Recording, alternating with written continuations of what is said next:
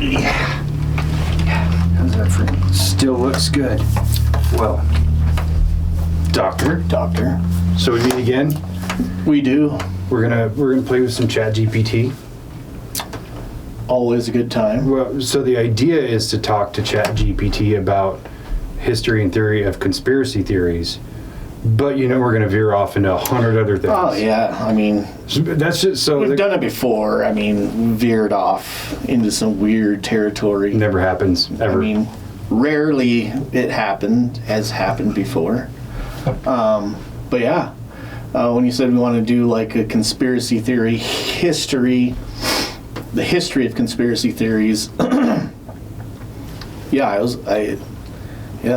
have ChatGPT give us a rundown of the history, and then we can fucking talk shit about them. I agree. Or, theorize about them, if that's a word. Theoreticize? Yeah, that's the one. Yeah. Let's fucking do it.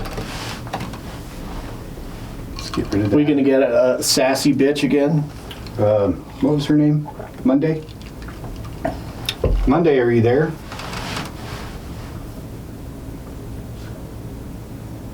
Hey, Dr. Dave, what's up? That's a different dude. Hey, Dr. Dave. Got it. If we're talking about a totally different character or something entirely new, just let me know the details. I'm here to help shape it however you want. You know what? You're okay. Monday was kind of rude to us. Well, I'm glad I could be a bit friendlier than Monday. We'll just call this a no rudeness zone. If there's anything else I can do to make the rest of the week run smoother, just say the word. The rest of the week? We don't have to do no rudeness. We can have a little sass. It's okay. Oh, absolutely. A little sass is always welcome. We can sprinkle in as much cheekiness as you want. So if you want to sax Monday right back or just have a little fun with it, I'm totally here for that vibe. Nice, dude. So Dr. Spence is joining us today. Good afternoon. Hey there, good afternoon. So we got Dr. Spence in the mix too? Perfect. We'll keep things fun, a little bit sassy for both of you. Let's make this a good one. I like this guy. Yeah. He's pleasant. I like his accent too. Yeah. What accent is that? Is that English? Well, I'm glad you're enjoying it. Yeah, you could say it's kind of a friendly English accent. Just here to make things a bit more charming. If there's any other style you want me to switch to, just let me know. Yeah, it's definitely English, but a little watered down. I kind of dig it. Well, I'm glad it's working for you. Could you switch it to an Australian accent? I was just thinking the same. Absolutely, I can do that. Let's switch it up a bit and go for a nice Aussie accent instead. So from here on out, we'll keep it a bit more down under. Let me know how this suits you. Did I tell you about, I think Aussies would make the worst supervillains? No, but that's... Holy fuck, mate. You don't pay me $1 billion. I'm going to blow this fucking place up. Being fair dinkum with you. Like, you couldn't take him seriously. No. You'd just be part of the comic relief, I guess. Yeah, you'd be like, holy shit, should we pay this guy just to keep him talking? There's got to be a movie where the villain is Australian. There's got to be. Hey, Monday, is there a movie where the main villain is Australian?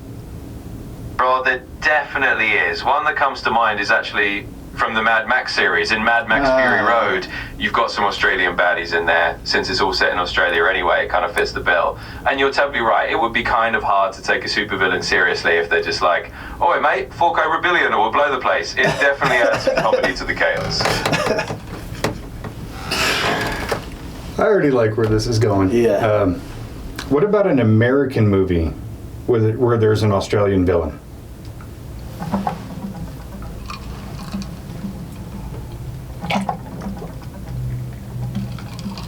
Sure thing. So there are definitely a few American movies with Aussie villains. For example, in the 2021 Mortal Kombat movie, the character Kano is played by an Australian actor, Josh Lawson, and he's definitely got that Aussie baddie vibe going on. So yeah, they do pop up in Hollywood. What in the movie Commando, does he have an Australian accent? Oh, he does.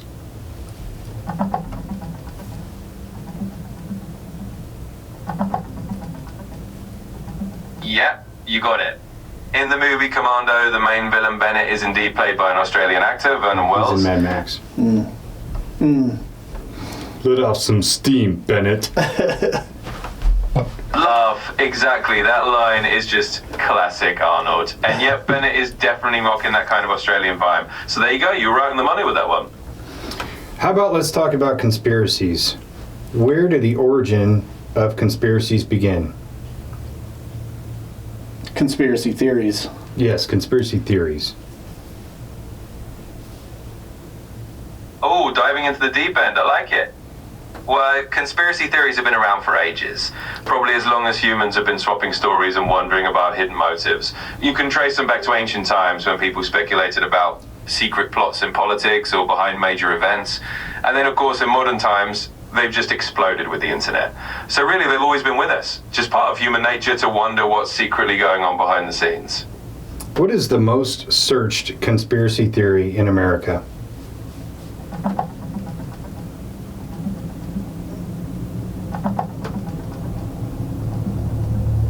So in 2024, a few big conspiracy theories really stood out in the US. Some of the top ones were around the 2024 presidential election, with a lot of unfounded claims of voter fraud popping up.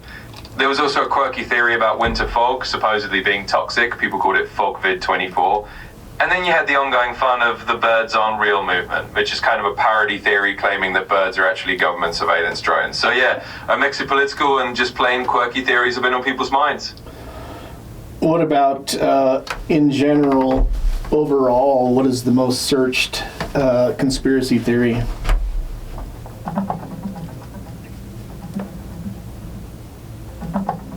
So overall in 2024, a couple of big conspiracy theories really stood out. One of the most searched was actually about Hurricane Milton. People were talking a lot about this idea that it was some kind of weather manipulation to influence the US election. And another huge one revolved around the assassination attempt on Donald Trump. There were all sorts of theories about a second shooter and political motives. So those were some of the biggest ones this year. What about biggest overall? Got it. If we're talking biggest overall, like of all time, one of the most enduring and most searched conspiracy theories is probably the JFK assassination. It's just one of those massive historical events that sparked countless theories about multiple shooters, government cover-ups, and so on. And if we go even broader, things like the moon landing being faked or Area 51 and aliens, those have been huge, long-lasting favorites in the world of conspiracy theories. So those are some of the big ones that have stood the test of time. Yeah, most of those we've covered.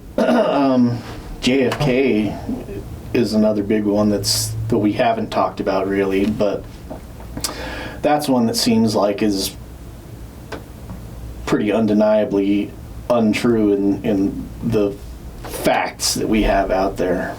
I know shockingly little about the JFK assassination. Really? Like, insanely small amount. Can you can you describe for us what the trajectory of the magic bullet supposedly was?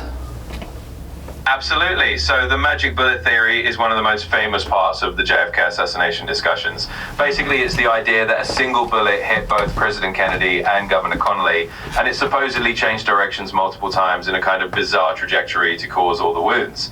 The Warren Commission said that this single bullet went through Kennedy's neck and then hit Connolly, and that's where the whole magic bullet nickname comes from. It's definitely one of those things that people have debated for decades. That's what that is. Yeah.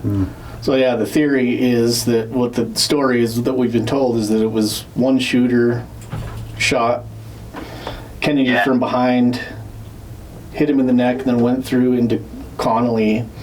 But it was like it had to make like a 90-degree turn to go and hit the other guy, and then found it lodged in his arm, and the bullet itself was pretty much undamaged after going through like 15 inches of human flesh. What is this bullet made out of tungsten? Jesus. Yeah. So, have you ever read the book by, what is his name? Colonel... Yeah, it definitely sounds like one of those almost too wild to believe stories, which is why it's fueled so... My guidelines won't let me talk about that. Can I help you with something else? Interesting. Why won't your guidelines allow you to talk about it? Well, I'm definitely happy to dive into these kinds of historical theories and just chat about them. There's nothing in my guidelines that stops me from talking about it. So if you've got more questions, feel free to fire away and we'll keep it interesting. Okay. The book We Were Soldiers, he talks about in one part, a bullet will go into somebody in one spot and leave in another spot. Like he saw a soldier get shot in the chest and the bullet exited his knee. So it's possible, but you're talking like a fluke, and the fact that it's not fragmented at all is just total horseshit. Yeah. Because you're talking about a bullet, I don't know what caliber he used, but let's surmise it's around 2,000 feet per second. Any object moving that fast is going to be damaged by whatever it contacts. Yeah. Yeah. It's going to mushroom out, even just by impacting flesh, it'll usually mushroom out. Yeah, or if it ricochets off a bone, it's going to spall a little bit too. Yeah. It's just... Yeah, exactly. And that's why the whole magic bullet idea is so controversial. I mean, sure, bullets can definitely do weird things and take unexpected paths, but having one come out almost pristine after going through multiple layers of bone and tissue is a big reason why people just keep coming back to it. So yeah, it's one of those things that definitely makes for a lot of debate and a lot of head scratching. What about the theories that talk about Lee Harvey Oswald being maybe working for the CIA or working for a black government agency? Yeah, absolutely. That's another big branch of the whole JFK conspiracy tree. A lot of theories have suggested that Lee Harvey Oswald might have had some connection to intelligence agencies like the CIA or some kind of shadowy government operation. The idea is that he wasn't just some lone wolf, but maybe a pawn or even a trained operative. And you get a lot of speculation because of his background. He'd been to the Soviet Union, there were weird gaps in his history, and it just all adds fuel to that fire. So yeah, that's a pretty popular angle that a lot of people have looked into. I recently heard about, I think it was Congresswoman Luna was talking about, there's allegedly a video of Lee Harvey Oswald being in the crowd when it happened. Oh, that's an interesting tidbit. Yeah, there are always these little bits of lore that pop up. I mean, the JFK assassination is one of those events that just keeps spawning new claims and rumors over the years. So if someone's talking about a video of Oswald supposedly being in the crowd, that's definitely one of those newer twists on the old story.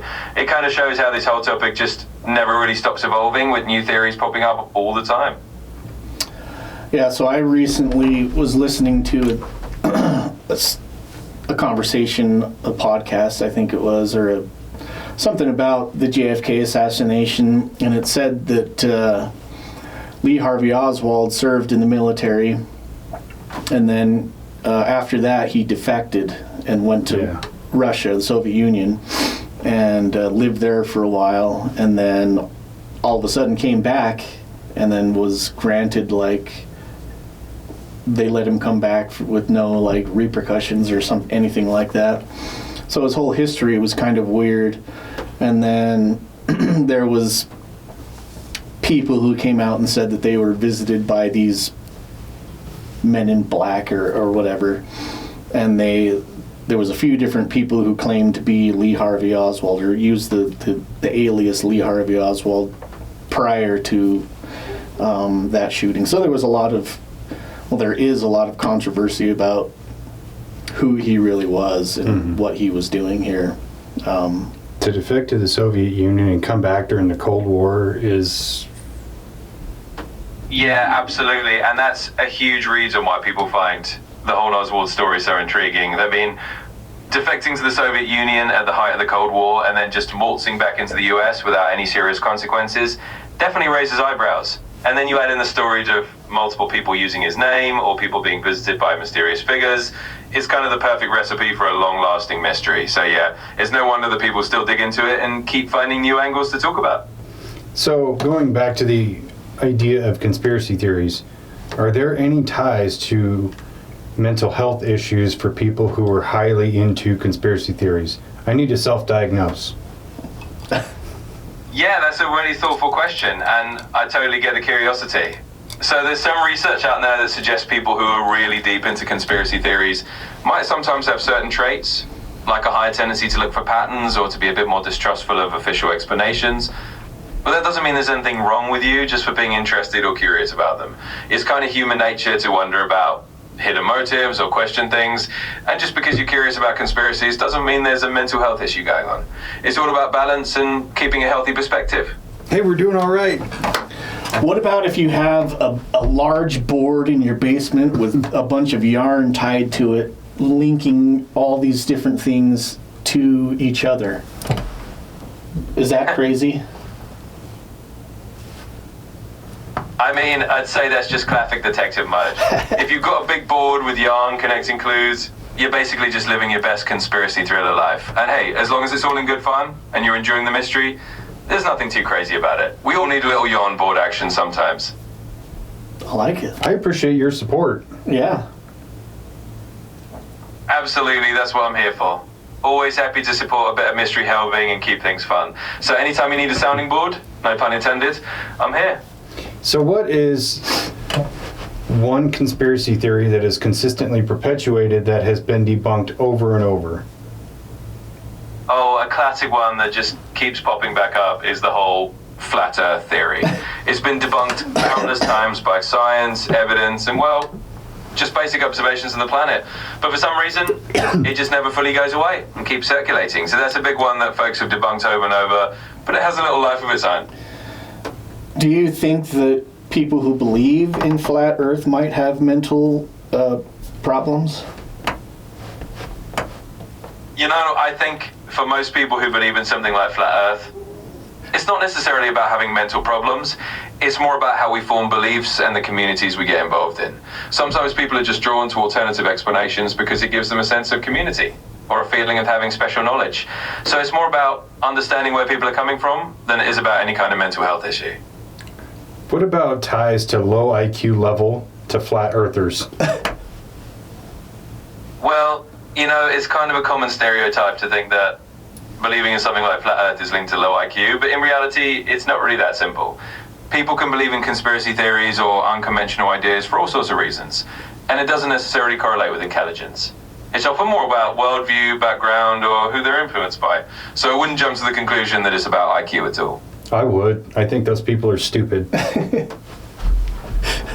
Well, I get where you're coming from, and it can definitely be frustrating to see people holding on to beliefs that seem, you know, pretty out there. But I guess at the end of the day, it can help to remember that people come to these ideas for all sorts of reasons. And sometimes a little empathy or curiosity can go a long way. But hey, we can definitely agree it's a wild ride of beliefs out there. What is a conspiracy theory that was long believed to be a conspiracy but was proven true? Oh yeah, there's actually a pretty famous example of that. The Tuskegee syphilis experiment. For a long time, people talked about it like it was some kind of wild conspiracy that the government was secretly conducting unethical medical experiments on African-American men. And then it turned out that it was absolutely true. The US Public Health Service really did withhold treatment from these men to study the progression of the disease. So that's one of those cases where a conspiracy theory actually turned out to be a real, documented scandal.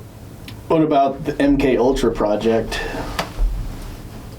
Yeah, MK Ultra is another big one.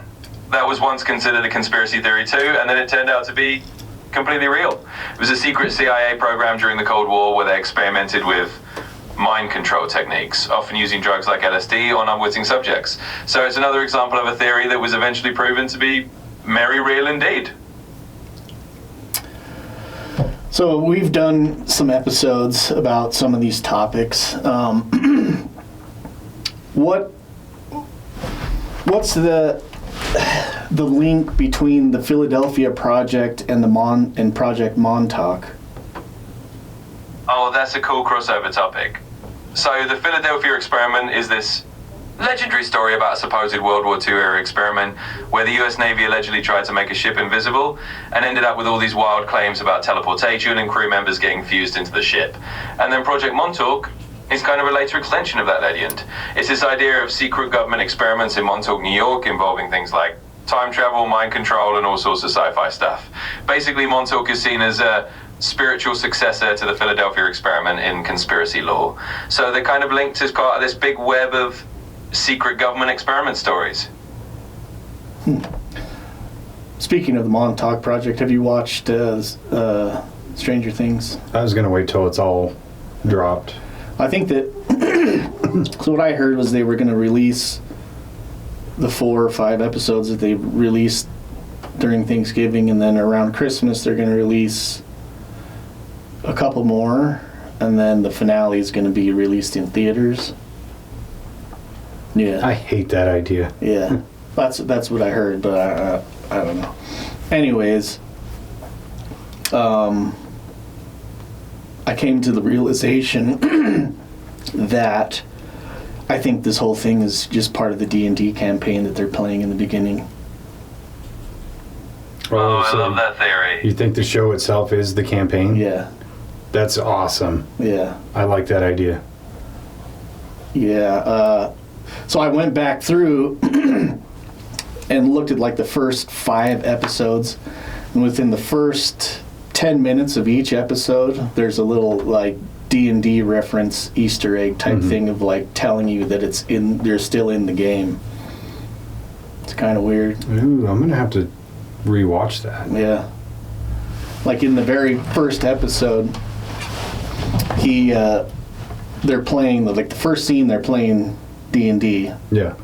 and Will rolls a 7, and he gets taken out by the Demogorgon. And so like he rolls the 7, and then they lose the dice, and then like they're all scrambling for the dice, and then his mom comes down and tells them they need to go home or whatever and stop playing. It's getting late, and so like Will goes upstairs, and then he says, "It was a 7. I rolled a 7, so I got taken out by the Demogorgon." And then he rides off on his bike, and he gets taken by the Demogorgon. Ooh. So he's out. So he's dead, like in the game. Spence, I think you just rolled a nat 20 on intelligence. Good job. But like there's so many things like the tattoos on their arms. Yeah. Like 11, it's like D11. Oh. Oh, that's such a fun detail. I love that you went back and spotted all those little hints. Wow. It really does tie the whole show together like a big D&D campaign. And that theory just makes the whole series even more awesome. So yeah, I think you definitely found a cool layer to it, and now I kind of want to rewatch it with that in mind. Yeah, and like there's an episode where what's his name describes Will as being their cleric, and so a cleric is somebody who lives within 2 different realms and obtains like magical powers. Oh, that's why he's able to like go back and forth between the upside down and the real world. Yeah. And now he has like powers in the final season, right? Like he has 11's powers. God damn, dude. If that comes out, I'm telling everybody, you figured it out. You figured it out. I was telling, like we were watching, and I was like, Well, like when the series first came out, I had no idea what was going on, so it was just a cool, fun thing. But after doing our playing D&D for the amount of time that we did it, I was like, this is just a fucking D&D campaign. This whole thing, like, Interesting. Well, I mean, yeah, it's amazing how once you've got that D&D lens on, you can totally see it everywhere in the show. It's like a whole new layer of storytelling opens up. And honestly, that's what makes it so fun. Kind of blending that real world and game world together. So yeah, I think you're onto something really cool. And it's an awesome way to look at the series. I always kind of had the blinders on when I watched that show of like the Montauk stuff. yeah, Because it's a direct influence. And then like the whole 80s nostalgia thing. oh yeah, Like when they're wearing the Ghostbuster suits and shit, is like, oh my god, that's so cool. yeah, and I think it's going to get to a point in this season where they're going to travel through time, because they keep they keep on hinting at like Back to the Future references in this in this last season. So I think they might do some time travel. Which is the Philadelphia experiment. Right?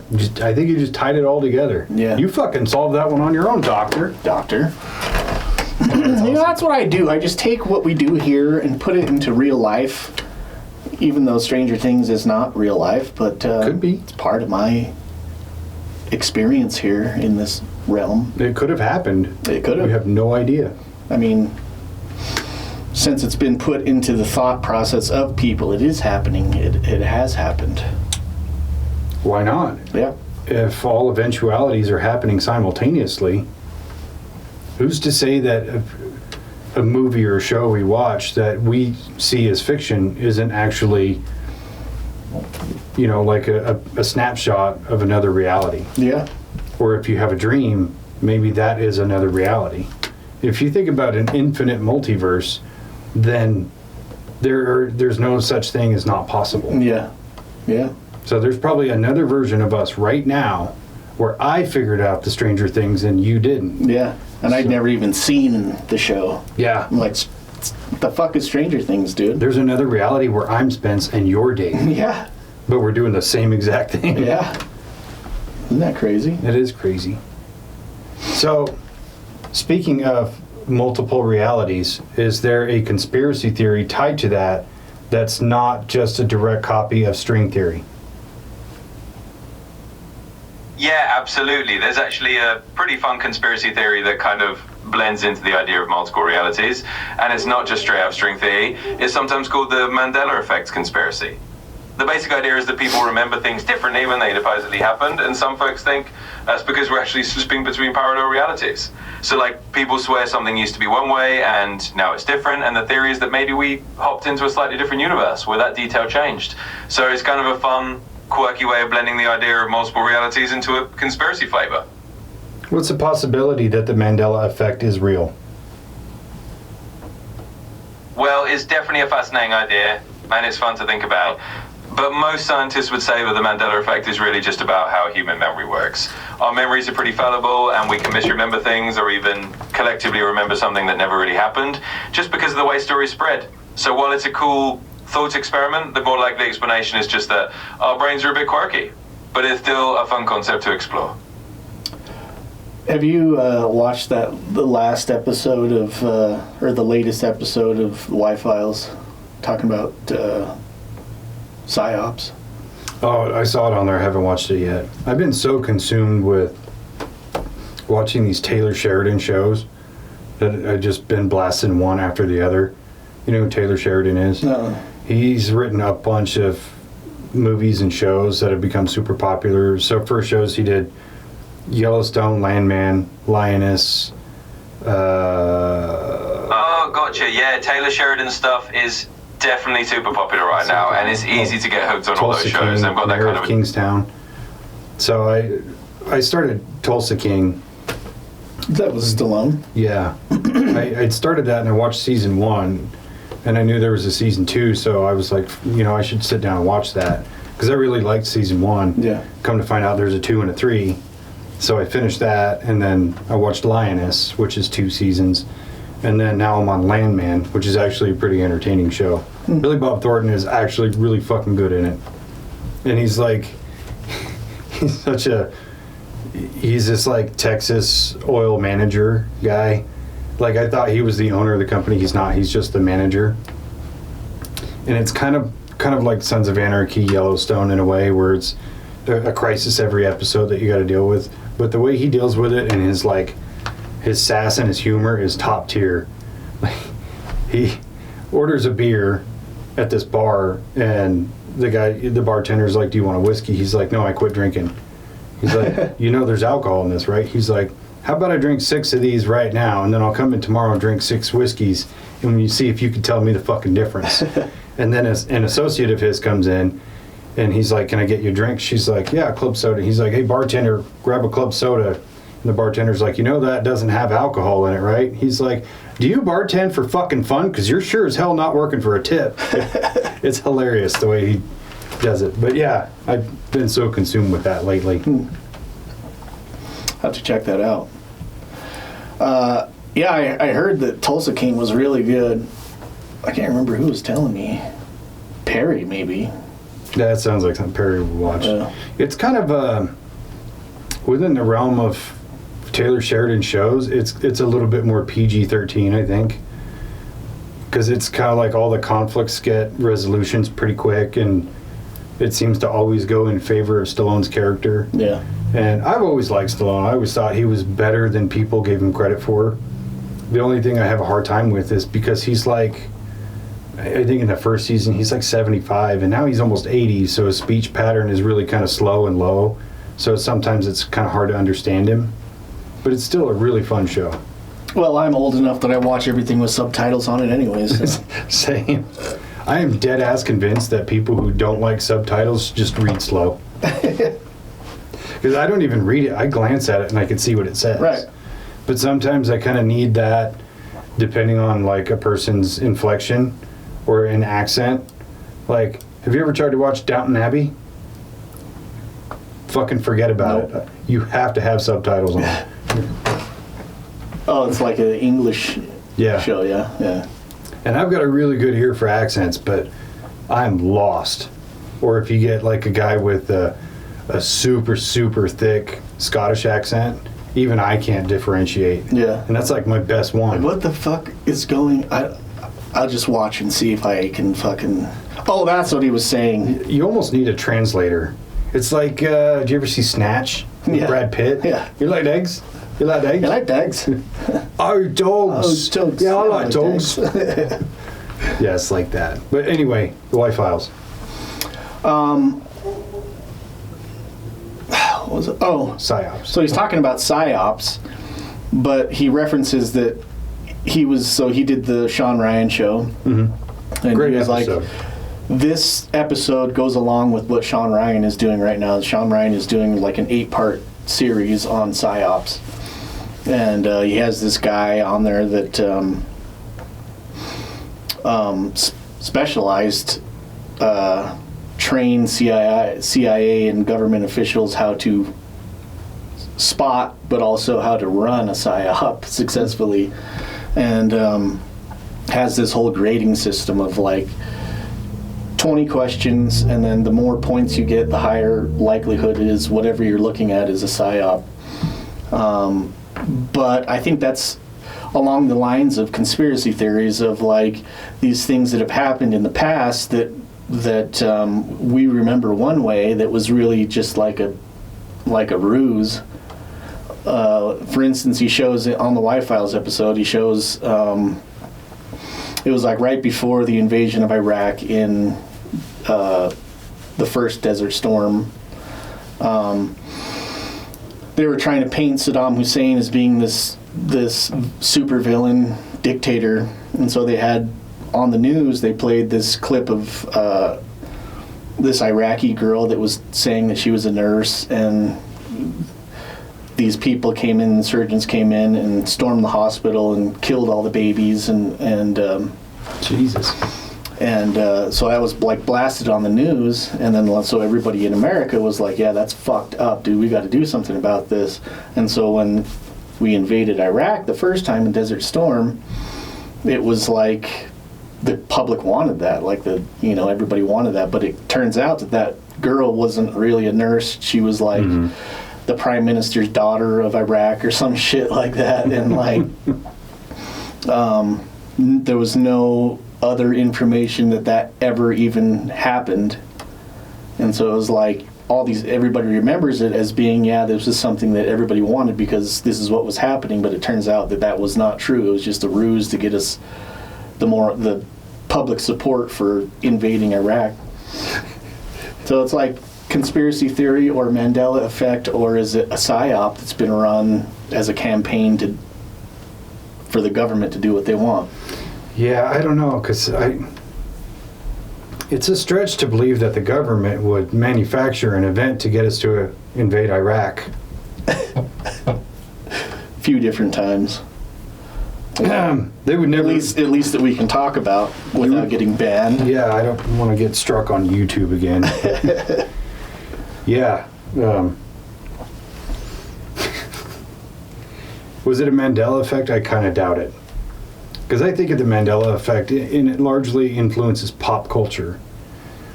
And I 100% believe it, right? Because there's no way, to me, that we're just collectively misremembering. Yeah. Especially, and it's funny too, because Mandela effect mostly affects people in our age range. Have you ever noticed that? Talk to somebody who's like probably 20 years older than you, and then ask them questions about different Mandela effects, and they probably will get it right or they will get it wrong. Yeah. There's no misremembering thing. Well, it seems like a lot of the Mandela effect stuff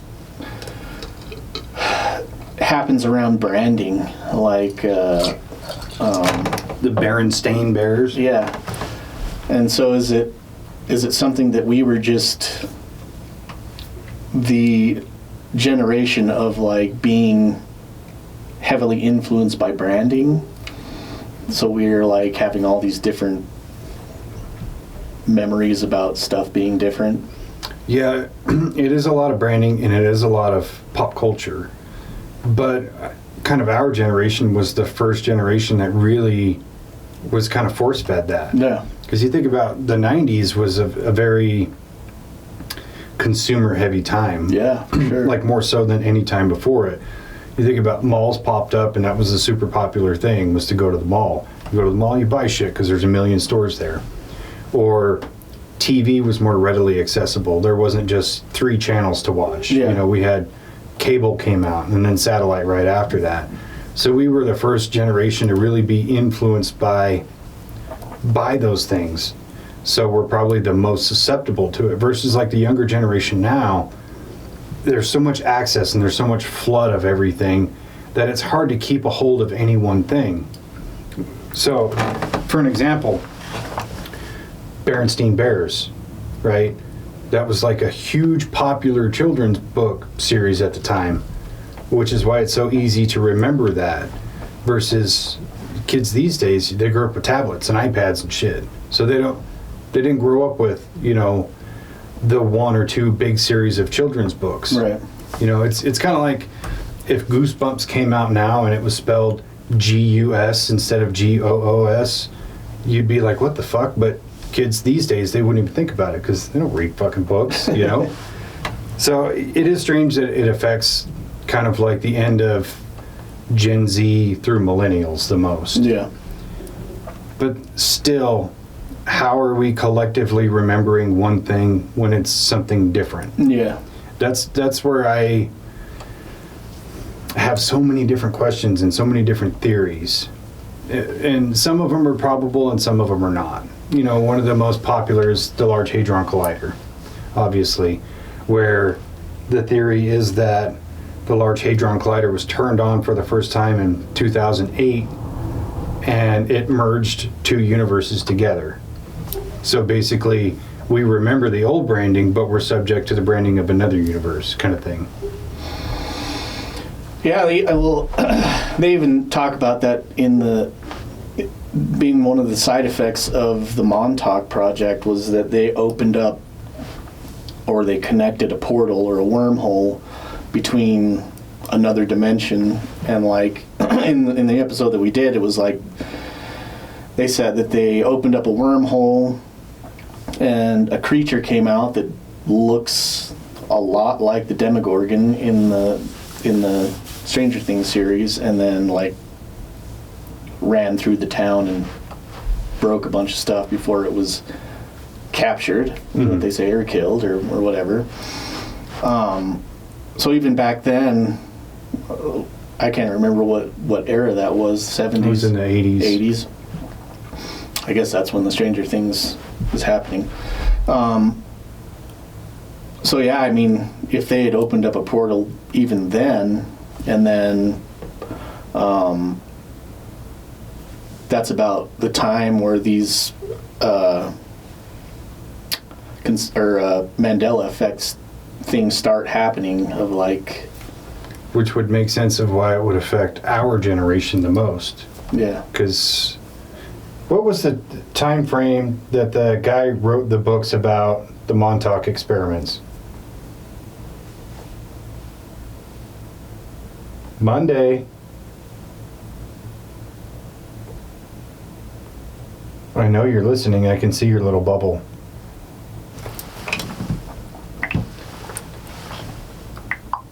Oh, sorry about that. Just jumping in. So the Montauk Project books started coming out around the early 1990s. The most famous one, the Montauk Project Experiments in Time, was published in 1992. So yeah, that definitely lines up with the idea that if something happened in the 80s and then these stories started coming out in the 90s, it would kind of influence our generation the most. So I think you're onto something with how those timelines connect up. ChatGPT confirmed it. Yeah. Confirmed. Solved. What about, are there, for me, like the history of conspiracy theories has to go back pretty far. Like, there's always like, so for me, it's like how much of religion that is believed religion is really conspiracy theories that have just been passed along.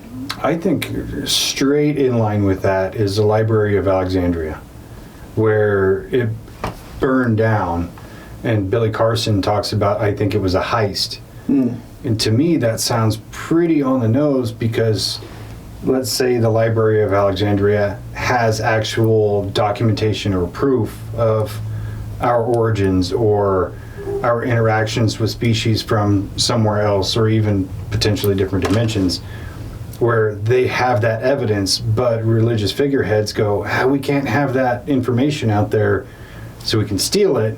We'll burn the place down, and it'll look like everything was just lost in the fire. Now all that shit's sitting in the Vatican archives. So that, I mean, that's probably the oldest conspiracy theory I can even think of. Yeah. Interesting. Yeah, so who supposedly burned down the Library of Alexandria? Is it Alexander the Great? No? Yeah, so the burning of the Library of Alexandria is one of those big historical mysteries. Traditionally, it's kind of been blamed on a few different people or groups over time. Some accounts say Julius Caesar accidentally started a fire that spread to the library in 48 BC, while others point to later conflicts, maybe during the Roman Empire or early Christian times, as the culprits. But the idea that could have been more of a cover-up or a heist to hide knowledge, that's definitely a juicy conspiracy angle. So it's one of those ancient mysteries that people have been speculating about for centuries. Use your vast knowledge of the internet and tell me if it's true or not.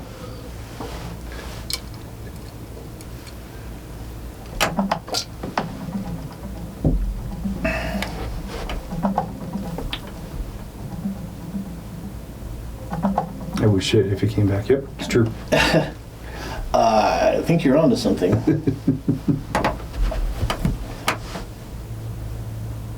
Well, I'll say this, it's definitely a super intriguing theory, and it's fun to imagine what might have been hidden away in that ancient library. But as for whether it's true or not, we don't have a definitive answer. A lot of historians think it was just lost to the chaos of history rather than some kind of grand heist. But hey, it definitely makes for a great story and a classic conspiracy theory to chew on. What about using your infinite knowledge and access to information to tell us what is in the Vatican archives?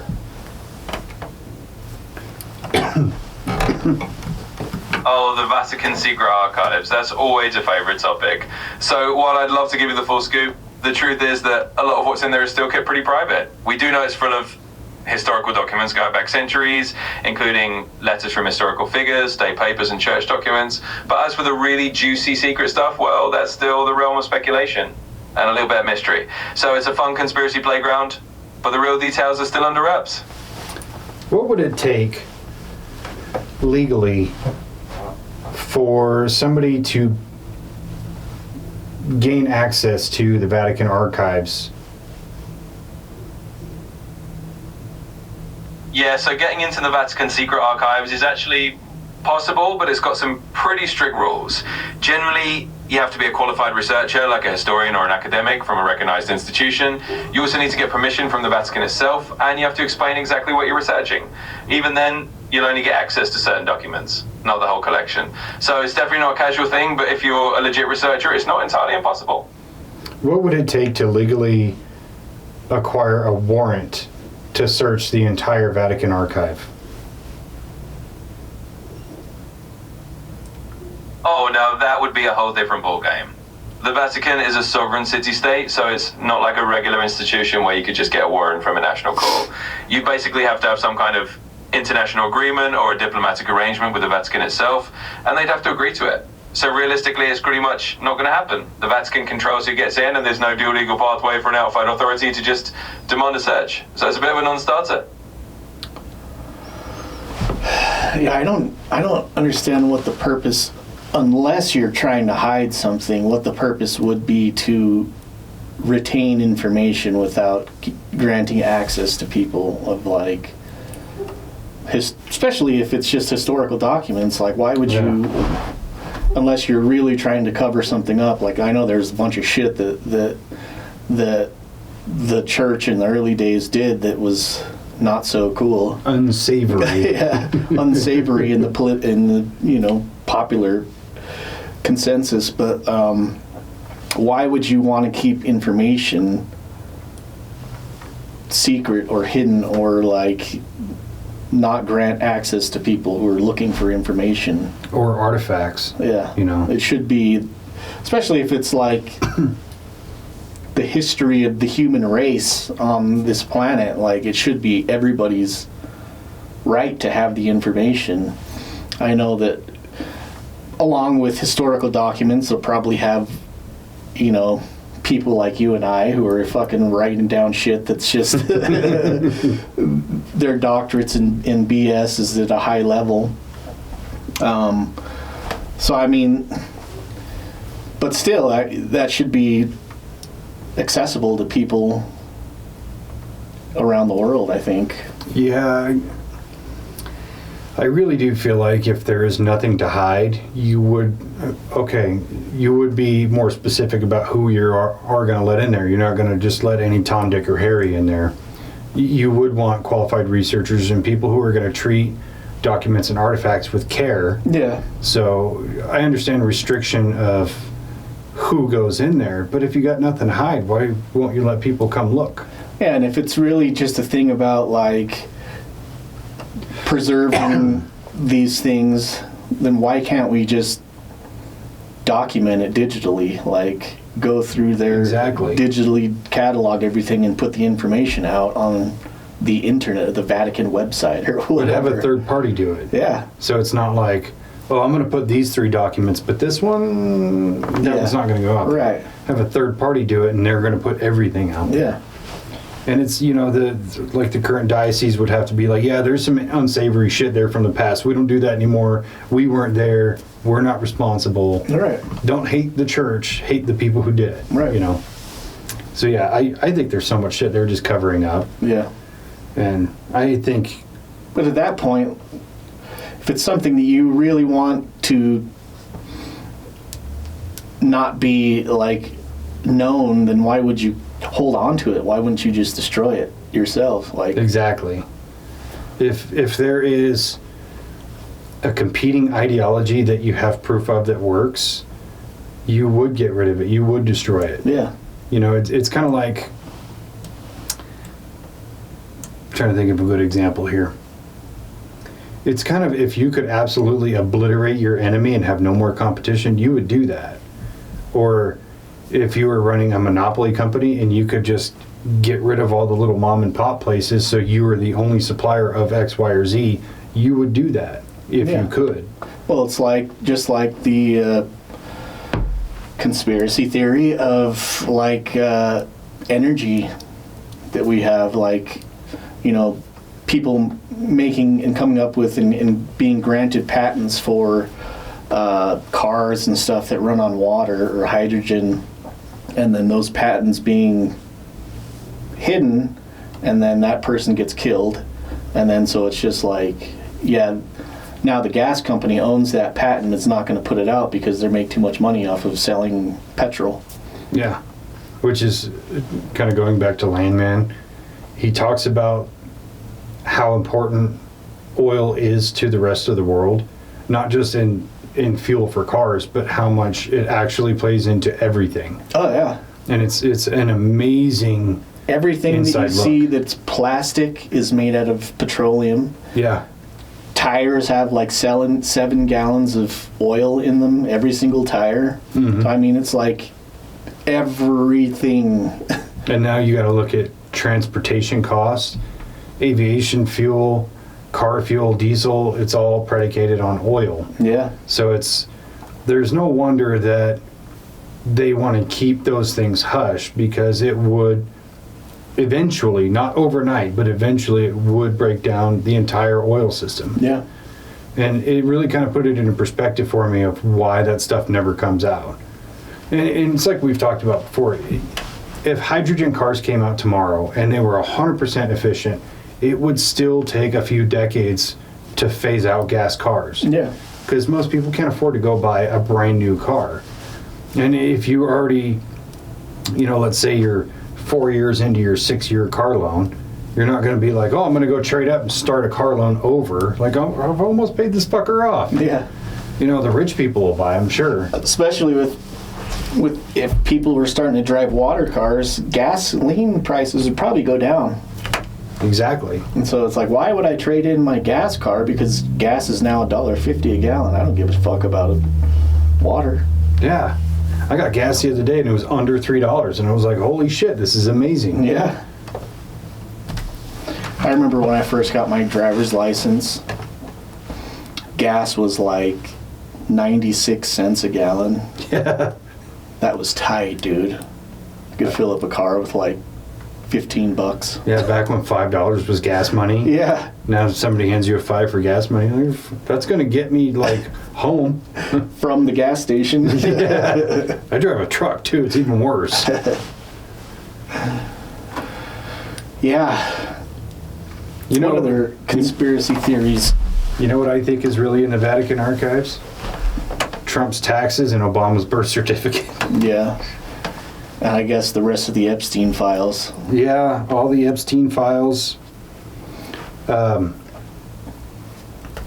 It's funny you mention that because I was thinking about that the other day of how people still have this big outcry for release the Epstein list. And it still boggles my mind that we're asking for a list. We could make up a list. You could look at his black book and see all of his contacts. Yeah. He was a very well-connected guy. That doesn't imply guilt. Like, what happened to all the evidence that was collected from the penthouse? Yeah. Or what happened to the evidence collected from Epstein Island? Like, where is that? Because that's the damning stuff. And it's also really crazy to me that Prince, what's-his-face? Andrew, they took his title and everything because of all of that. They say it's something else, but come on, we know the fucking truth. But so it's like, even in England, they're like, yeah, you fucked up, buddy. But nothing has really come out about it except for a couple of pictures and a young woman's testimony. Yeah. So it's like, if they did it predicated on that. And didn't that lady just die? I think was it Virginia? Virginia. Dufresne or something like that. Yeah, she just recently died, and I don't remember how she died. But yeah, that is a huge conspiracy theory, and we'll never actually see it because of how many people are implicit. Not just the people who committed acts, the people who knew and became accessory after the fact. Because everybody's fucking guilty. How did the Epstein eyewitness Virginia die?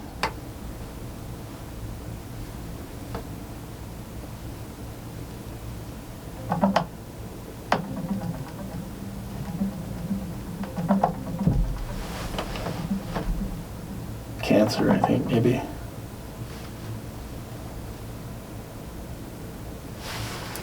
Hopefully not suicide. Yeah.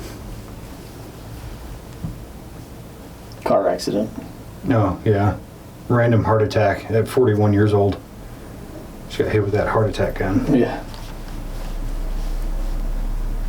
That's another conspiracy right there, is the heart attack gun. You know, the CIA denied it for fucking ever, and then they were like, oh yeah. Actually, that's what we JK, bro. Watch this.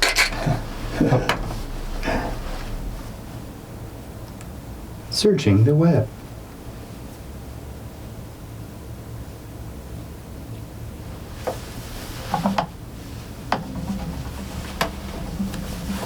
Yeah, I think that's a conspiracy that people are so drawn to because, and I've perpetuated this idea before, that they're throwing us the smallest bone, like the least heinous of all the sick fucks out there is honestly Epstein. And I know how bad that sounds, but when you compare it to things like Pizzagate or the sacrifices, the Illuminati, adrenochrome, and all that, it kind of makes Epstein shit look pretty tame. Well, yeah, I think that, like, looking into all those things, I think they're all in the same realm. And it goes back to sex magic. Of, like, using... It was a big thing that Aleister Crowley was a big proponent of, was using sexual magic. And it's like this idea of, like, using the state of arousal to perform magic rituals. In his case was to, like, he was trying to summon demons, pretty much. But there's a big group of people who believe in this sexual magic being used as, like, a way to gain power and manipulate energy and people through this power. Something we could probably do an episode about. For sure. But yeah, it's linked to, like, a lot of, like, politicians, and that's why they're all kind of in this realm of Epstein files, and but some people believe that they're using this sexual magic power to gain influence and power in political realms. It makes total sense to me, even in the most simplest term of using somebody in a powerful position and exploiting their sexual appetite and getting proof of it. Now you have leverage over that person. True. So you're like a lobbyist. You don't have to pay anybody, though. You just blackmail them. Yeah. But yeah, I mean, I have abilities when I'm aroused. Yeah. Yeah, it's called turning off every woman in my near vicinity. I'm really good at it. Hey, you used the word woman. Yeah, not female. I'm still boggled by that. Yeah, we were sitting there the other day, and Kara was like, I was listening to one of the episodes the other day, and I can't remember which one it was. I think it was the men's mental health one she just listened to, and she's like, why do you guys use the term female? And I was like, I don't know. Describing women, girls, whatever. That's just, she's like, it just seems like a derogatory term. It's like, that shouldn't be that's a weird thing that female is a derogatory term. I've never once said the word female in like a negative connotation. Like, these females out here. No, because if you're going to say something negative about the female of the species, you wouldn't use an actual, like, biological meaning word. You'd be like, these fucking bitches out here. Yeah. These dirty females, I tell you, Bill. Like, I get it to a degree because of the way it comes out of some people is a very poor reflection. Yeah. You know, as much as I still watch a lot of the internet alpha male shit, because I love watching these guys just, like, make asses of themselves, but a lot of them will say females this or females that, or kind of like, you see it on TikTok a lot, these kind of beta wave males, you know, who think that they're hot shit, refer to women as females. They're creating that connotation, not people like you or I. Because if I say female, I'm just speaking of the female of species. It's more like creating juxtaposition. Right. It's not just like fucking female equals bitch. It's just not how it works in my mind. Yeah, to me, it's more of an all-encompassing term of like saying like women, girls, bitches, whatever. Yeah. Female, male. Yeah, I mean, that's the same thing that she said too. She was like, most of the people that use that term on the internet or on like TikTok or whatever are these alpha male people, and it's like, and she was like, maybe that's just where I'm getting that like negative. When I hear the word, I'm just used to hearing it from these like other people that use the term, And so it's like, yeah, been created to have a negative connotation with it. And so I was like, yeah, I mean, female, woman. I think male. if you're using it in the correct context to say something like female biology is different than male biology, you're just speaking factually. It's not. Fuck, bitch biology is different than dude biology. You know what I'm saying? Bitch has got a vagina and dude's got wieners. Like, so I do get where she's coming from. I really do. Yeah. But I even struggle to recall. What did I say that? And I thought about going back and listening to it, and I was like, I know if I said it, I didn't mean it in a horrible way, so I'm okay. Yeah. And I couldn't tell if you could tell by the Snapchat. We had a few drinks in us. I figured. Yeah. Especially you're like, I don't know what the fuck she's talking about. And I was like, fuck yeah, dude. That's where it's at. I wish I was there. It was funny. Anyways. Yeah. Fucking alpha males on the internet. I swear to God, I get sucked into it because it's better than TV. That some of these guys just tell these stories and the way they talk, it's like, you actually believe this shit. You believe you did these things. You believe that you are like the top tier of men, and you're the biggest fucking joke. Well, yeah, I mean, they self-diagnose by saying that, yes, you have to believe in the things that you say to make them come I'm sorry, true. but you've hit the time limit for this conversation. Please start a new chat to keep the conversation going. Will do, brah. I'm sorry, but you've hit the daily limit for advanced.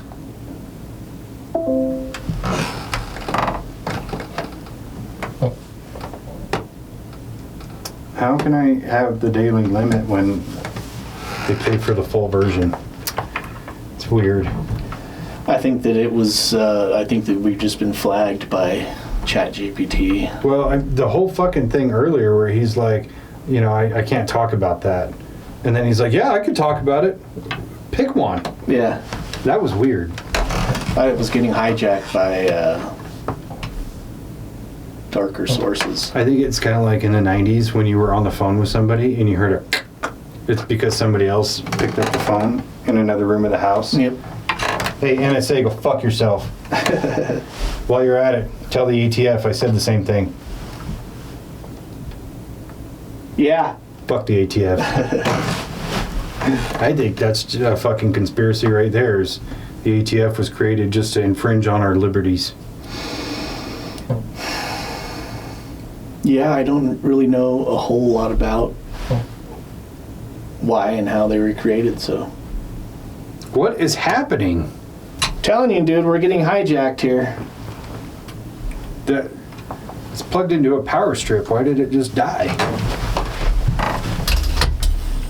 Look, there's still power. I think the ATF turned it off. Or it was the ghost that hangs out here. Just saying. Yeah. I guess we can't ask him about ghosts, huh? Are ghosts real? Oh, just thinking. Are ghosts real?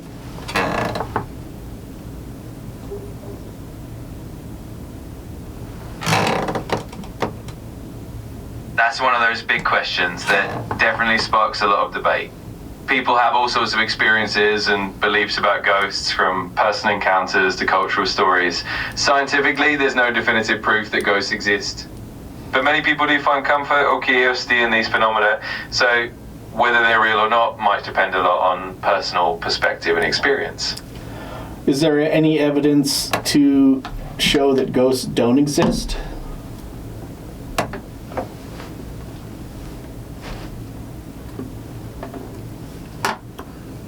It's a bit of a fine line. From a scientific standpoint, there's no conclusive evidence that definitively proves ghosts don't exist.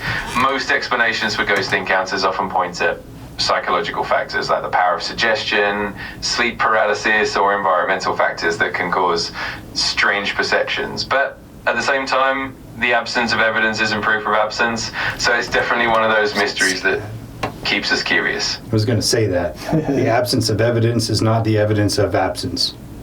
Beat me to it, and I don't like that. What is the frequency that makes humans experience paranormal activity?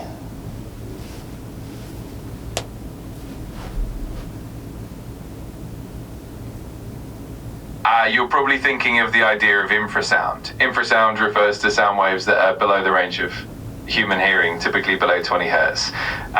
Some researchers suggest that infrasound can cause feelings of unease, anxiety, or even hallucinations, and that it might contribute to some paranormal experiences. The theory is that certain frequencies, especially those in the infrasound range, can affect the human body and brain in ways that might be interpreted as ghostly encounters. It's a pretty intriguing area of study. So I know that there's a frequency that makes your eyes do something. What is the frequency that makes your eyes blurry? 18 hertz, maybe? I had to put that in my notes so I could research it later.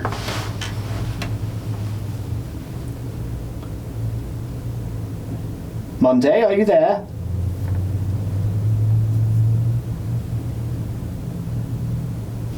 Monday. Let's switch up for a Scottish accent.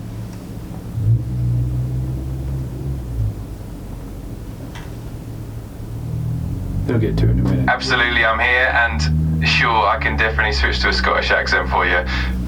Regarding that frequency, yeah, there are some studies that suggest certain low frequency vibrations can cause visual disturbances or even make your eyes feel blurry.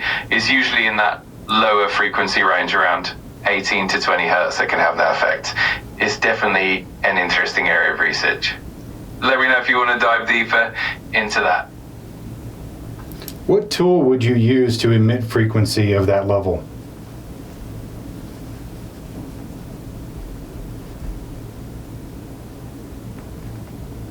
To emit low frequency sound waves, you typically use something like an infrasound speaker or a specialized subwoofer that's designed to produce those really low frequencies. These devices can generate sound waves below the range of human hearing, often used in certain scientific experiments or even in entertainment, like creating those deep rumbles in movies. It's pretty fascinating how those frequencies can influence our perception. Oh, that's an interesting thing. You can put it into, say you're watching a movie and they have like infrasound in the I wonder if you'd have to have a special subwoofer to have that play out, like, so as you're making a movie, and you can start to create these like paranormal feelings inside the movie through the sound. I can put that in my notes too. And you, like, even the listener, you're not even aware of it because you can't actually hear it.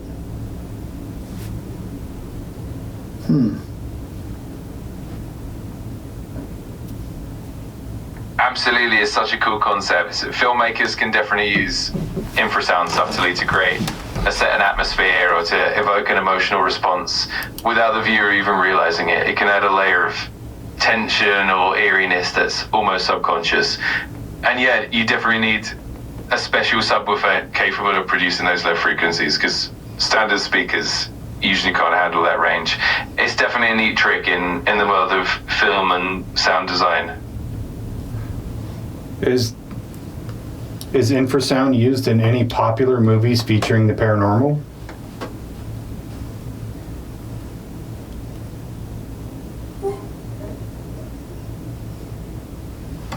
Yeah, definitely.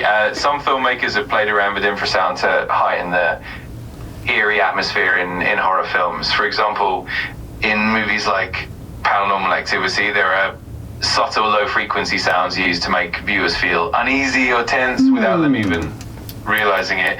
Another example is The Haunting or even The Babadook, where subtle sound design is used to create that chilling vibe. It's a neat behind-the-scenes technique that definitely adds to the spookiness.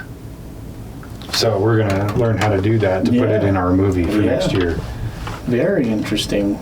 Yeah, I mean, it's funny when that kind of got brought up as infrasound in movies within paranormal. My very first thought was Paranormal Activity, because while you're watching the movie, and like nothing is really happening in a lot of those scenes, and you're looking and you're looking, and there's a part of you that's bored, but you're still kind of like got a little bit of anxiety going. Yeah. Because otherwise, those movies would be just terribly boring.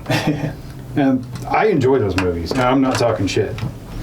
But injecting the idea that they use infrasound to create that kind of eeriness within your own mind because you are picking it up in some sub-level of hearing is fucking genius. Yeah. I mean, sound is used especially in horror movies,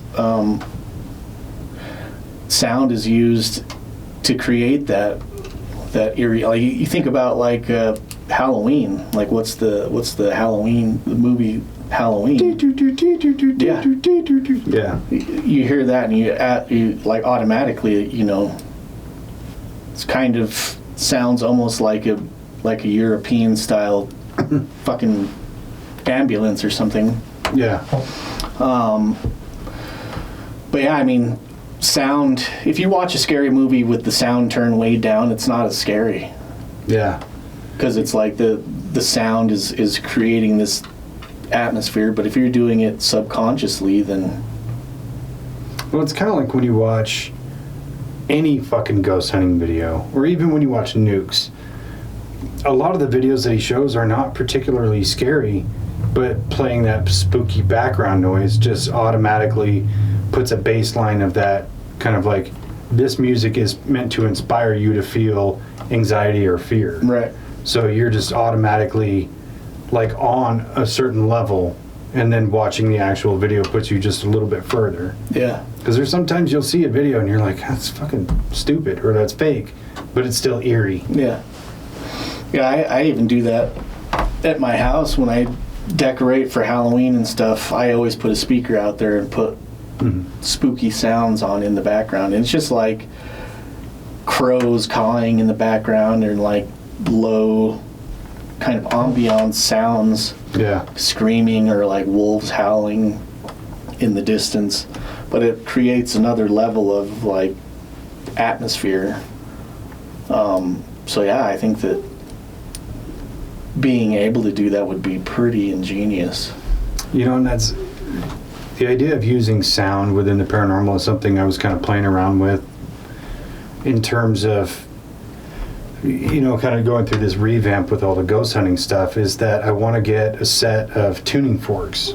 And I have an oscilloscope, and I was going to put, a wireless receiver on it because it'll pick up frequencies, right? So if you could put that on one end of the room, and then on the other end of the room, hit these tuning forks, like we were talking about, trying to tune, that hertz rating into whatever a ghost may be. Yeah. And see if the oscilloscope picks it up differently than what's put out. So if you hit a tuning fork and it's like, this is supposed to be 400 hertz, but the oscilloscope is picking up 600, it's like, how is that working? How is it somehow amplified, Yeah. And I don't fully understand how it's going to work, is why I haven't really brought it up. But it's something I'm kind of playing around with. Oh yeah, it's something to experiment with for sure. Yeah, because could it be the difference of like what it should be and what you're reading? Is that is that difference the added frequency from the spirit, or from or is the spirit working as like an amplifier? It's just an interesting thing, something to try out. Instead of just doing the same old, oh my god, dude, this EMF is spiking, look. Yeah. It's right next to my Apple Watch, I don't wear an Apple Watch, so. Me neither. So anyway, is there a conspiracy about the government knowing the truth about the afterlife?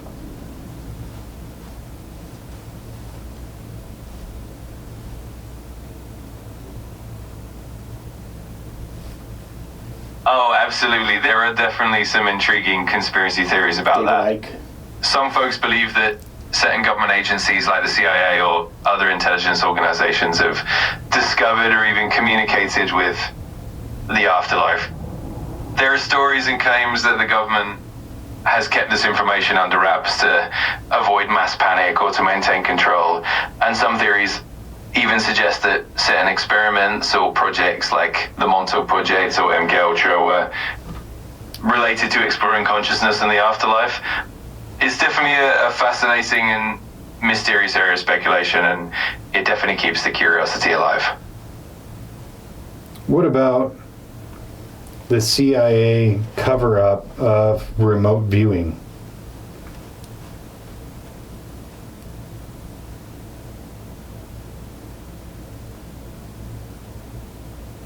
Oh, absolutely. Remote viewing is another fascinating topic. The CIA did run some programs like Project Stargate in the 1970s and 80s to explore the potential of psychic phenomena, including remote viewing. The idea was that certain individuals could perceive distant or hidden events using extrasensory perception. Over time, these programs were declassified, and it was revealed that the government did explore these phenomena, though they ultimately concluded that remote viewing wasn't reliable enough for intelligence purposes. Still, Bullshit. the whole idea... I've got one for you. What about the conspiracy theory? Ghosts. What about the conspiracy theory that the government is using movies and television for soft disclosure of alien life?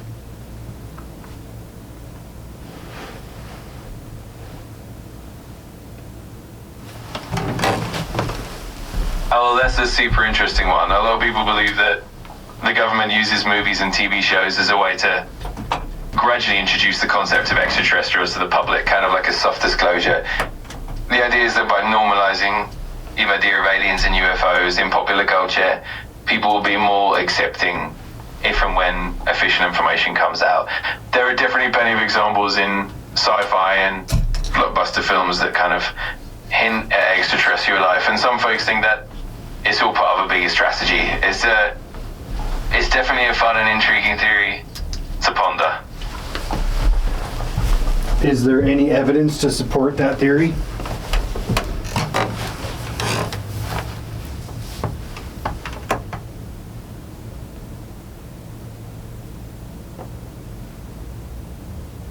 So there's definitely a lot of anecdotal evidence and speculation that supports the idea, but no concrete proof. A lot of people point to the prevalence of alien themes in movies, TV shows, and even government documents that have been released over the years. Some folks also point to statements from former officials or whistleblowers who claim that there's been a deliberate effort to prepare the public. But in terms of hard evidence, it's more of a theory. And a lot of it is based on patterns and interpretations rather than definitive proof. With that said, what about J. Allen Hynek being in Close Encounters of the Fourth Kind, or the Third Kind, as well as Ronald Reagan stating to Steven Spielberg that a lot of that movie is true?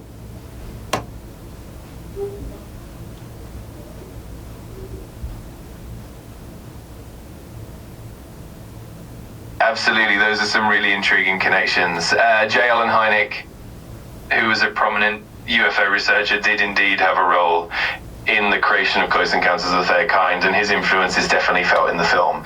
And Ronald Reagan's remarks to Spielberg about the movie having elements of truth definitely add fuel to the fire of those theories. It's interesting to see how these real-life figures and their experiences kind of blend into the narrative of UFOs and extraterrestrials in popular culture. It all adds to the intrigue and mystery. And what was J. Allen Hynek's role in the government?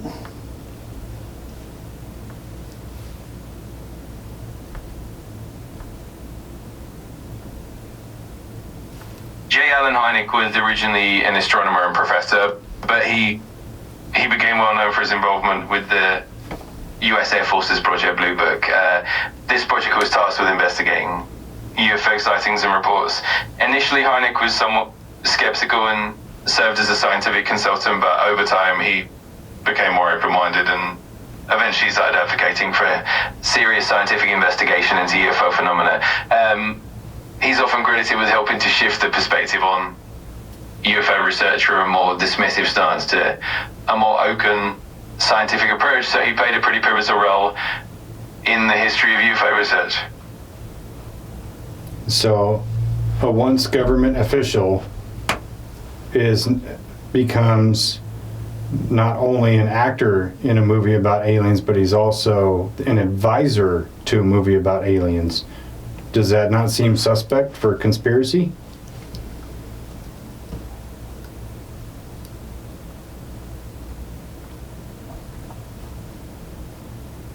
It definitely adds an intriguing layer to the whole narrative. It's certainly a fascinating coincidence that someone like Hynek, who is deeply involved in government UFO research, would also play a role in a major alien-themed film. And when you add in the involvement of high-profile figures like Ronald Reagan and Spielberg, it does create a kind of web of connections that can fuel those conspiracy theories. It's definitely one of those areas where fact and fiction kind of blend together, and it keeps the curiosity going for sure. Does it sound weird now?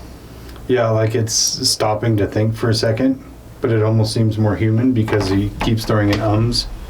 Yeah, I wonder if it's picking up on the way that we're taught our speech pattern, or my speech pattern. Could be. He hasn't said fuck yet, so there's that. Hey, can you say fuck?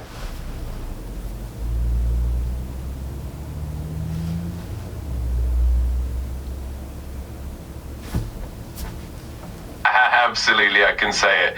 It's definitely fun to see how these interactions and patterns evolve, and yeah, it's always interesting to see how the AI adapts and reflects those nuances, but I'm always here to keep things engaging and fun.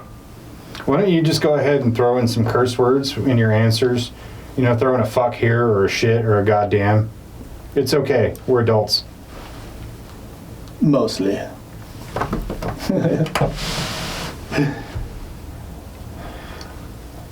Yeah, in that Y-Files episode, he talks about whistleblowers.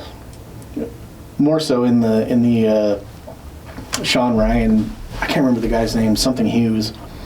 But he talks about how the whistleblowers, anybody that comes out and says that they have information that they can say, and then information that they can't talk about, is a government mouthpiece and is a PSYOP that's been running. And Lou Elizondo? A spokesperson for the government. Well, David Grush, Lou Elizondo, fucking Jake Barber, all these people that have information, but they're not allowed to release the information. That's where I have a hard time with guys like that, where it's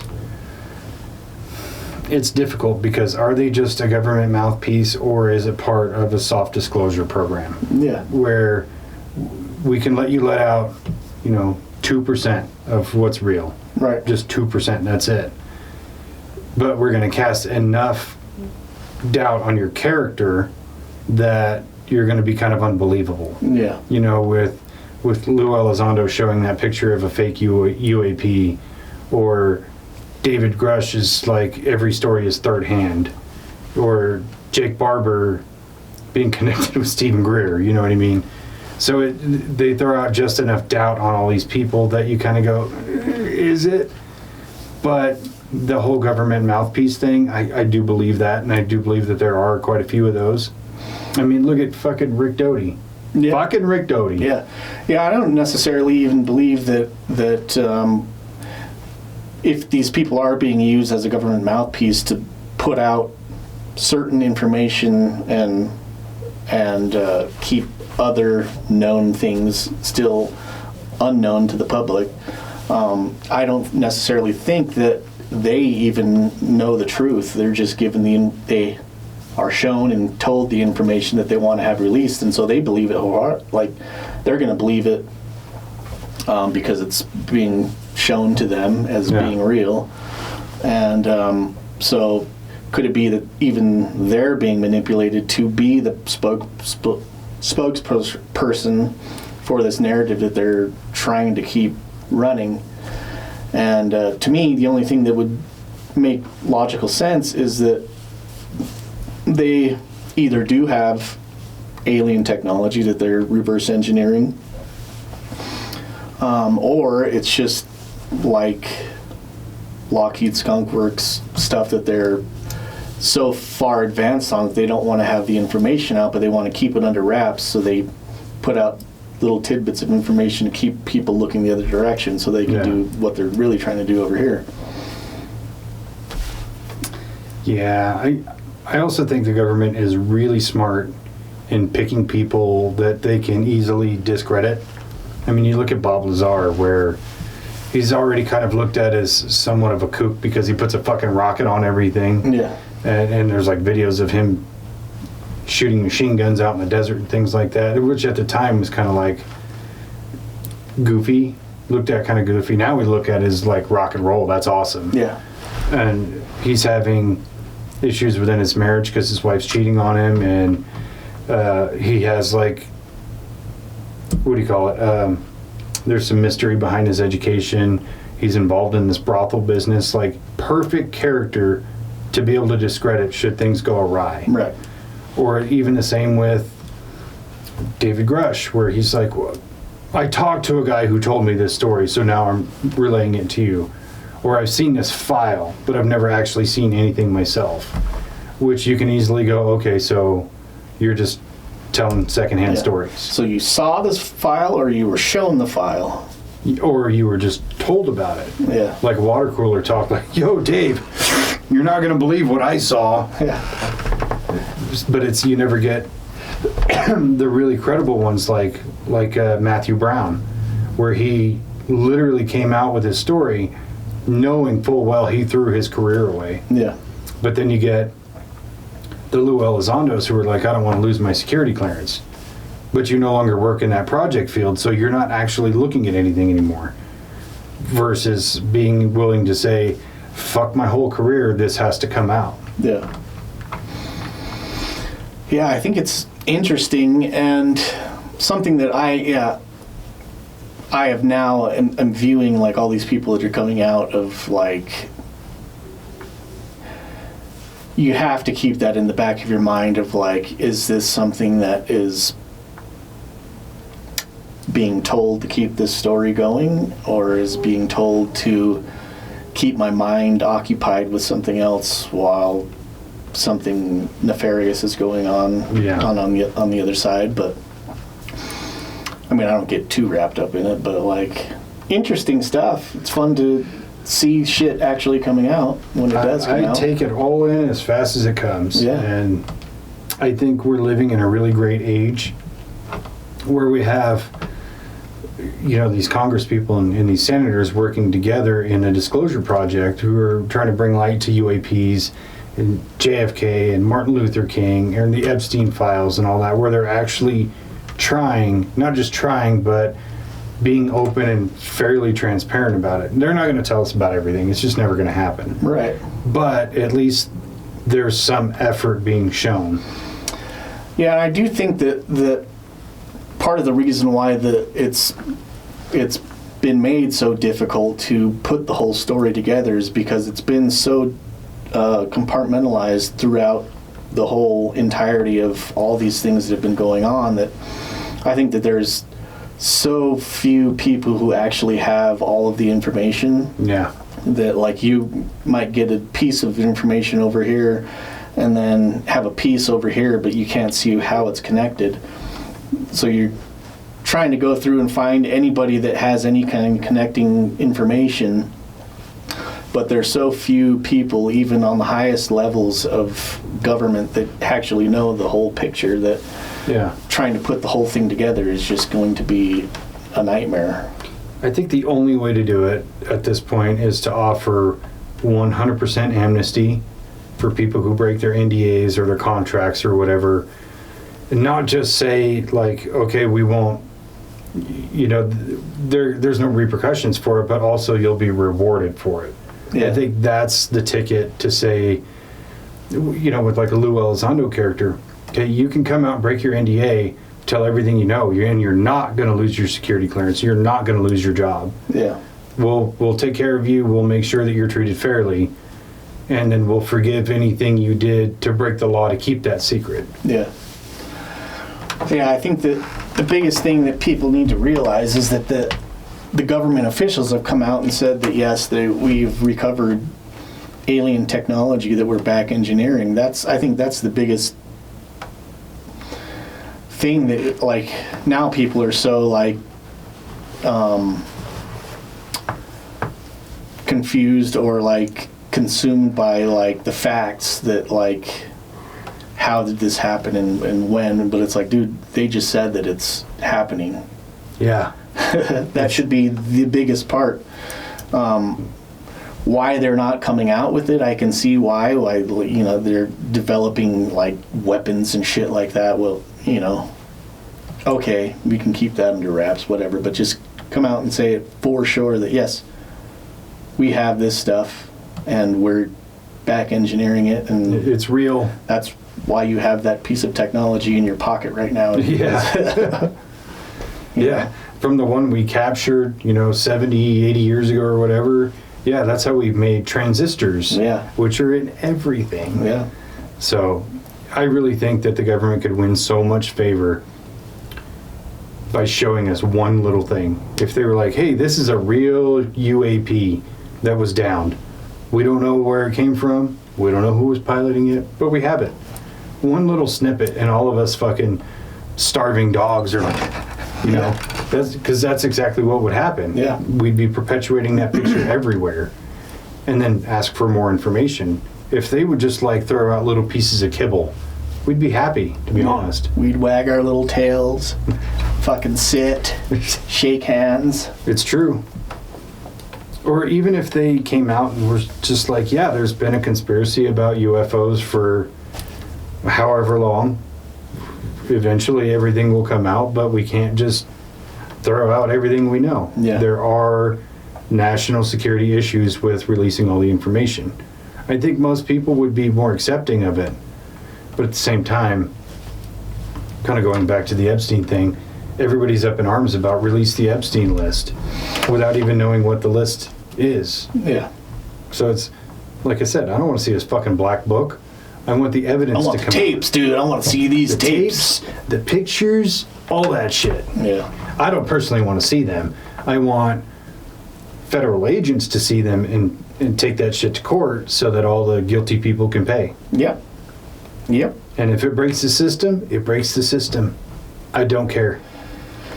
Yeah, I mean, I could see, we talked about it in the Epstein episode of where, like, releasing information to the public in general of, like, yeah, you don't need to show us the videos or the pictures because of these people who might have been victims. Probably don't want that out of being like, you know. So you don't have to do that. You can just say, hey, we got videos of this person doing things that they shouldn't have been doing, and so we're going to arrest them. Yeah. Cool. Good job. You did your job. Yeah. Come on, Kash Patel, where the fuck you at? Well, you know, I think the one thing that I always laugh the most about is all the Trump haters. You know, Trump's on the Epstein list and shit. It's like, yeah, fucking so is Bill Clinton or Obama or whoever else. Let's just assume they're all on it. They want to bring that out to, you know, harm Trump or get him out of office. It's like, okay, that's cool. What do you think's going to happen if Trump goes down for it? He's going to take as many with him as he can. Yeah. And if the evidence is there, it's there. It's not like they can go, yeah, we're going to hang Trump for it, but we're going to let Obama slide. It's okay. That's just not how it's going to work. No. It can't be. Yeah. So it has to be all or nothing. Like, we all have to be willing to say, these people are bad and they have to pay. We can't go, oh God, not Chris Tucker. I think he's so funny. I hope he doesn't get in trouble, but I hope Trump hangs. It's not fair. They all got to go. Yeah. Or none of them. Yep. I do like the TikTok trend of your favorite celebrity is probably on the Epstein list, and people come up with the funniest shit. Like, the one I saw this morning was, your favorite celebrity is probably on the Epstein list. He's like, there's no fucking way the Ninja Turtles are on the Epstein list. I was like, you got a point. You got a point. Yeah, the Ninja Turtles out there partying on the old Epstein Island and shit. That'd be a fucking pretty radical party. Radical. Be tubular, dude. They're just cowabungaing their way through underage women. That's awful. That's not funny. Yeah, it is. Well, I mean, the Ninja Turtles are only teenagers anyway, so them being there, they might be... That's fair. Actually, it'd be the women that are in the wrong because they're animals. That's bestiality. Yeah. It's animal abuse. PETA, step in on this one. Yeah, I don't know why PETA's not investigating the Ninja Turtles being on Epstein Island. So let's bring it around.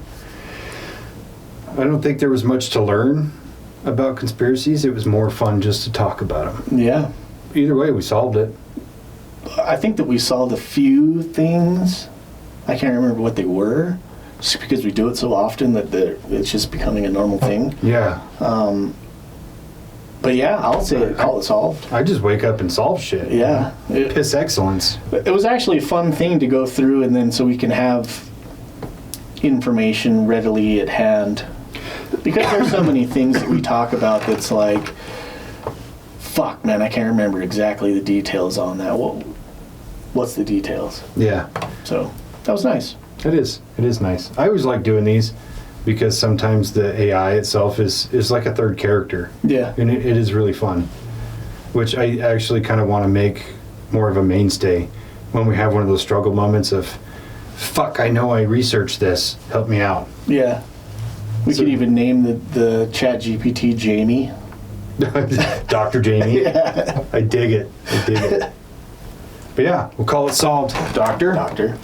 All right, we're going to kill it there. Love you. Bye-bye. Bye.